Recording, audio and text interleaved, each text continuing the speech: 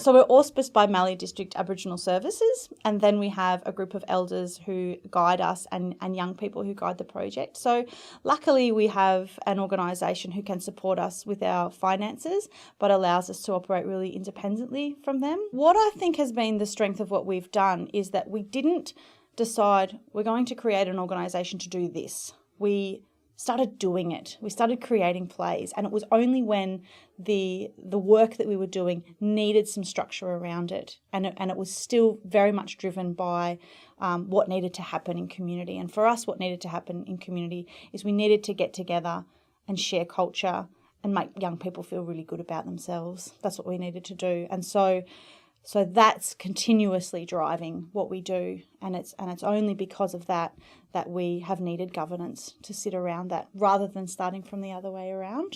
We have 3 sort of different levels or different roles in terms of our governance. So we have some really strong connections to elders, and we have what we call the Elders Advisory Group, and so people on that group, and it's a fluid group. There's some elders that have been there from the start, and then others that'll spend some time in that group and then leave that group. But those elders are really supporting like the big vision of the project, the fact that yes, we do want to keep going, and yes, we do want to do it in this way. And then the youth come in and really guide the logistics of things, and so they're making decisions on what kind of story we want to tell, what kind of arts medium we want to use, whether we should be doing it in school holidays, whether we should be doing it in schools, who we should partner with, how to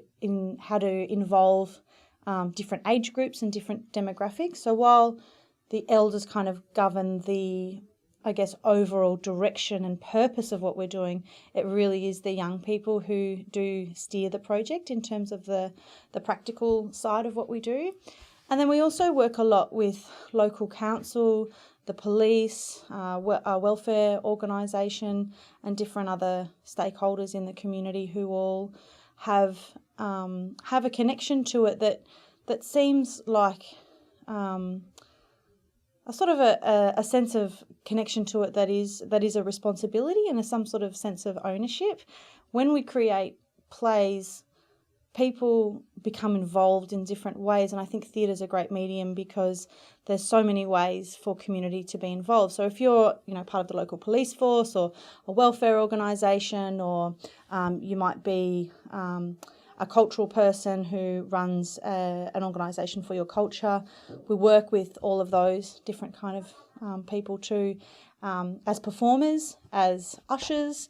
And so there's sort of this sense of responsibility, not that this is something that those people do, but this is something that we all do, and we all rely on each other to do that. And so there is this sort of responsibility of really whole of community are guiding this project in different ways. Because we're a small size project-based organisation, we can really respond to what is needed very quickly. We can change our minds very easily.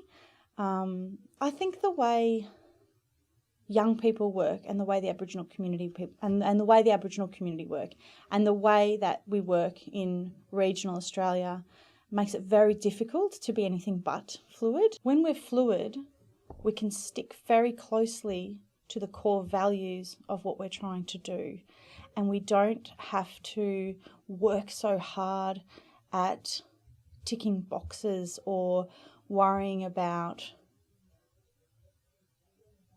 strategic planning that is for the sake of strategic planning. It's about staying really core in our values and really close to what it is we're trying to do. The governance is only there to support that.